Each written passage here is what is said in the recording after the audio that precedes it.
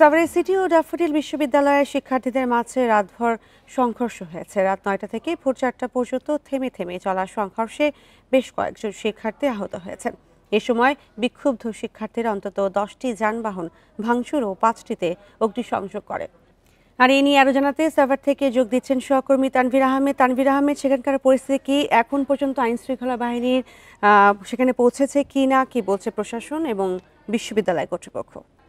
আমি কিন্তু এখন সিটি ইউনিভার্সিটির পাশের যে খাগান চারাবাগ যে রাস্তা, এই রাস্তার উপরেই দাঁড়িয়ে আছি এবং এই রাস্তায় বর্তমানে যান চলাচল বন্ধ রয়েছে এবং এলাকাবাসীর মধ্যে কিন্তু গতকাল মধ্যরাত থেকে একটি আতঙ্ক বিরাজমান। এবং আমার পেছনে যে রাস্তাটি আপনারা দেখতে পাচ্ছেন, এই রাস্তাটি হচ্ছে ইস্টার্ন ইউনিভার্সিটিতে ঢোকার রাস্তা এবং এই রাস্তাটিও কিন্তু আটকে দেওয়া হয়েছে। এখানে এই আশুলিয়ার খাগান এলাকায় সর্বমোট 5টি বিশ্ববিদ্যালয়ের স্থায়ী এবং অস্থায়ী ক্যাম্পাস রয়েছে, যার মধ্যে BRAC university, city university, daffodil university, eastern university এবং মানারাত ইউনিভার্সিটির ক্যাম্পাস রয়েছে। এবং এখানে আসলে কয়েকটি বিশ্ববিদ্যালয়ে কিন্তু ইনকোর্স এক্সাম চলছিল এবং মানারাত বিশ্ববিদ্যালয় আজকে মিড টার্ম এক্সাম হওয়ার কথা এবং সেই বিশ্ববিদ্যালয়গুলোতে কিন্তু বেশিরভাগ বিশ্ববিদ্যালয়গুলোতে কিন্তু ক্লাস এবং পরীক্ষা স্থগিত করা হয়েছে। এবং আমরা আসলে এখানে আসার সকাল 9টায় আবারও আমরা লক্ষ্য করলাম যে কোনো আসলে আইন শৃঙ্খলা বাহিনীর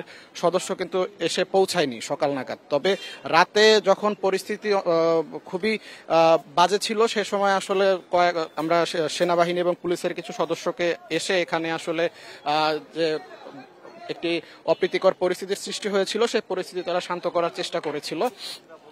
আমি যদি একটু বিস্তারিত বলতে যাই, রবিবার দিবাগত রাতে সংঘর্ষের ভিডিও ফেসবুকে ছড়িয়ে পড়ে। তখন ড্যাফোডিল বিশ্ববিদ্যালয়ের শত শত শিক্ষার্থী রাতে ঘটনাস্থলে এসে জড়ো হন। উত্তেজিত শিক্ষার্থীরা সিটি ইউনিভার্সিটির দিকে যাওয়ার চেষ্টা করলে বিশ্ববিদ্যালয়ের প্রক্টোরিয়াল টিম ও পুলিশ তাদের শান্ত করার চেষ্টা করে। আর যে বিষয়টি জানিয়ে রাখি, খুব তুচ্ছ একটি বিষয়, থুতু দেয়াকে কেন্দ্র করে কিন্তু এই দুই পক্ষের যে একটি সংঘর্ষ, এই সংঘর্ষে তারা লিপ্ত হয়। এবং প্রত্যক্ষদর্শীদের সঙ্গে কথা বলে আমরা জানতে পারি, সন্ধ্যায় ড্যাফোডিলের এক শিক্ষার্থীর সঙ্গে অশোভনমূলক আচরণ থেকে ঘটনার সূত্রপাত। অর্থাৎ তারা যে এই যে থুতু দেওয়ার যে বিষয়টি, এই বিষয়টিকে তারা অশোভনমূলক আচরণ বলেছেন এবং ঘটনাটি ব্যাচেলর প্যারাডাইস নামের একটি ভবনের সামনে ঘটেছে। এ নিয়ে দুই বিশ্ববিদ্যালয়ের শিক্ষার্থীদের মধ্যে তর্কাতর্কি হয়। পরে রাত 9টার দিকে সিটি ইউনিভার্সিটির প্রায় অর্ধশত শিক্ষার্থী দেশীয় অস্ত্র ও ইটপাটকেল নিয়ে ড্যাফোডিলের শিক্ষার্থীদের ওই বাসায় হামলা ও ভাঙচুর করলে পরিস্থিতি অশান্ত হয়ে ওঠে এবং দফায় দফায় কিন্তু এই ভাঙচুর হয়। আমরা সিটি বিশ্ববিদ্যালয়ের মধ্যেও আমরা আপনি যেমনটি দেখতে পেয়েছেন যে ওখানে আসলে অনেকগুলো বাস, পাশাপাশি ওখানের যে অ্যাকাউন্টসের যে কক্ষটি রয়েছে, পাশাপাশি যাদের যে শ্রেণীকক্ষ রয়েছে, সেই প্রত্যেকটি রুম এবং গ্লাস এবং অন্যান্য যে সরঞ্জামাদি, সেগুলো কিন্তু ভেঙে দেওয়া হয়েছে। এবং আশপাশের যে